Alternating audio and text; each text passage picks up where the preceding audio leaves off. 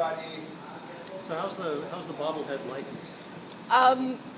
The face has a little bit to be desired, but I think the back is great. The hair in particular, the peak headband, it's all on point. Yeah. Yeah. Well, that's the main thing. That's how you're recognizable from a distance. Yeah. I mean, as far as bobbleheads go, I hear they can be pretty hit or miss. This one is pretty good. Yeah. Becky, your activism is such a huge part of your legacy, whether it's for people, for LGBTQ rights, for trans rights. Why was that such a cornerstone for you? Also, happy Pride. Happy Pride. Yeah. A cornerstone for me, I think, because we were gifted such a wonderful platform with this team, and that started from the generations way before us.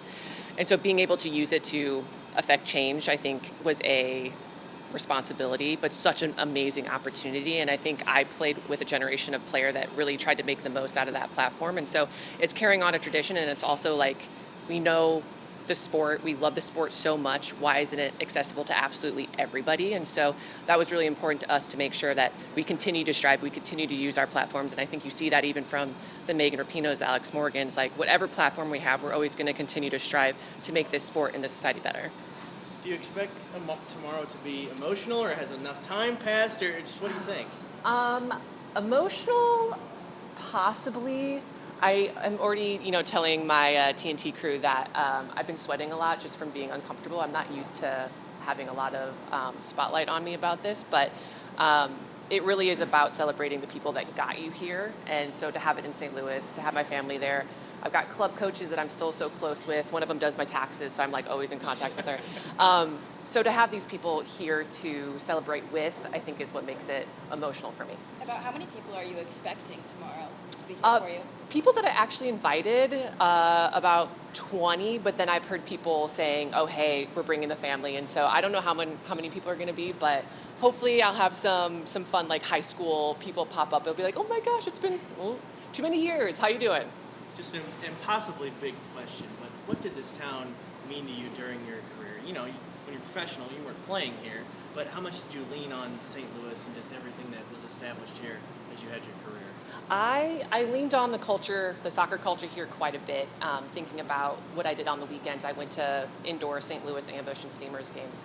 Like that was the event for us. And having camps at Maryville, like Pat McBride camp, like all these things that I got to do through the years. Some of the best coaches that I've ever had were from St. Louis. So I think the culture here and just being ingrained in like a real soccer city. I know a lot of people say that they're soccer cities. St. Louis is a soccer city. And so having that, the areas that we got to train in, like the Hill. And so it's just cool that I think the culture really helped grow that passion early, and it's something that I've carried on through. What did it mean to hear Coach talk about the impact you still have on this current bunch? That was lovely. I was sweating a little bit through that, but to hear Emma say that means a lot, because you do want to leave a legacy.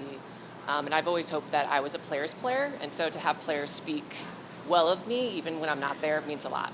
What's it like for you being in the press room now, sitting there listening to Coach talk, and then over here talking to players, getting ready for your broadcast? What's it like being on the other side of things? It's lovely. It's really lovely. I think you're not quite sure what your post-playing days is going to look like, and to have an offer to kind of stick around the game and to be around it and to be around this team and this program and these players in particular, to get to see them on a regular basis when I wasn't sure if I'd get to me, I feel very fortunate that I have this job. And I have a new team now with TNT, and they've been wonderful too. And so I don't feel like one of those things when you leave the sport is that team feel, the camaraderie, and it's lovely just to be in another team now. How do you like the new job now? How do you like the broadcasting and media coverage side of it?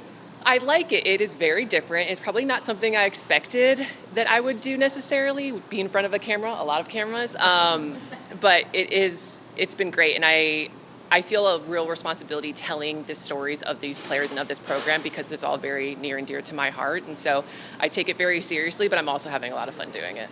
Becky, Lindsay Hughes said that she asks herself, what would Becky do? What does it mean to have left that kind of impact on her? I mean, it means a lot. I think throughout my years on this team, we've had to do some really tough things. And so if one of the things I left is sometimes doing the right thing is not the easy thing, I'd be very proud about that legacy. What's your relationship with Lo? She was talking about you as veterans. How nice is it to see her with the team? I love seeing Lo with the team. I love Lo in general. I got to play with her in Kansas City and in Salt Lake City with the Royals.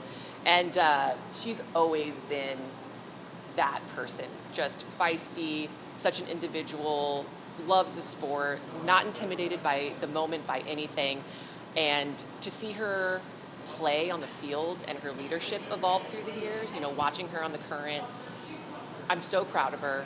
I'm so glad that this happened for her, that she got this call up. I love that, her age didn't disqualify her from getting this call up. And I expect great things from her. If it's with the national team, if it's continuing playing professionally, she's just one of those people that whatever she does, she's going to thrive. Thanks, guys. Appreciate it. Thanks, Becky. Thank you, Becky.